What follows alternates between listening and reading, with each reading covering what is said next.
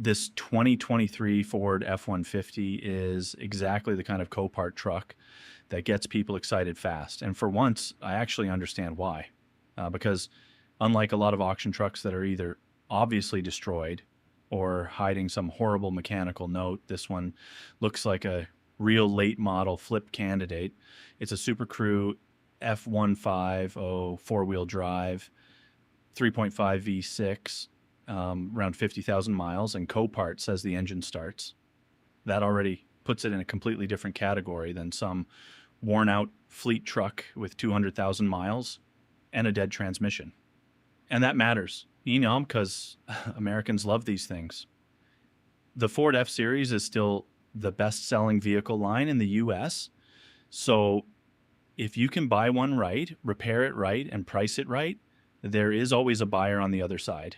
Now, the good news is this truck does not look destroyed from every angle. From the side and rear photos, it still looks fairly straight. The bed doesn't look mangled, the cab shape still looks decent, and it doesn't have that twisted look that makes you immediately think the whole truck got folded. But the front end is where the money question starts. This thing took a real hit in the front left and front center area. The bumper is ripped off and hanging. The grill area is gone. The left headlight is gone. The hood is buckled. The left front fender is smashed, and the cooling area is exposed. So this is definitely not a cosmetic cleanup truck. This is a real front end rebuild. The first mistake people make with trucks like this is saying it's just bolt-on parts. Maybe. But modern F-150 front end damage gets expensive in a hurry. You're not just buying a bumper and a fender. You're buying lights, brackets, supports, possible cooling components, plastics, maybe sensors, maybe recalibration, maybe hidden suspension damage, and maybe some structural correction if the hit traveled further than the photos show. That's the whole game here. If the damage stops at the visible front end stuff, this truck can make sense. If it gets into rails, apron work, suspension, airbags, or major calibration issues, then your easy-looking flip starts getting expensive very fast, and that's why this one is actually interesting. Like, it has real upside, but it also has real trap potential. The strongest thing working for this truck is that it's still a 2023 F-150. It's new enough to have strong resale appeal, common enough to have a big buyer pool, and desirable enough that people will still want it, even with a salvage history, as long as the repair is clean and the price is right. If this were an older truck with bigger miles, I wouldn't care as much.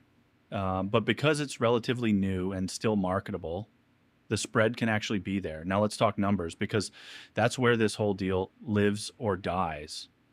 If the damage is mostly front-end parts, paint, labor, and normal hidden stuff, I can see repair and recon landing somewhere around 7 to 11 grand, and maybe around 10 to 14 grand, all in after fees, transport, and small surprises. That's the bullish version. If it needs more real correction, or if suspension support work or extra electronic stuff gets involved, then now you're more in the 14 to 20,000 all-in kind of territory. And once you get there, the deal starts getting a lot less sexy. On the resale side, you're not getting clean title money. That fantasy needs to die immediately. This is a salvage title F-150.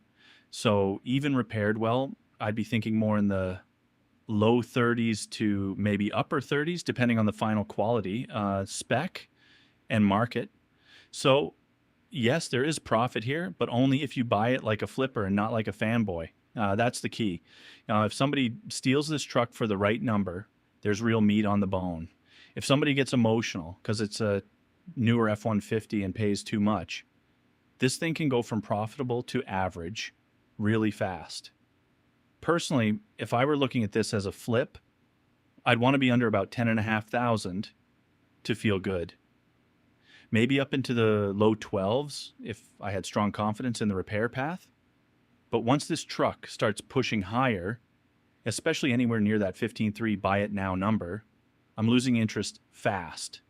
because at that point you're not buying margin anymore. You're buying hope, and hope is how people get killed at Copart. So my verdict on this one is simple. This is not a pass. This is a real maybe. It's a conditional buy.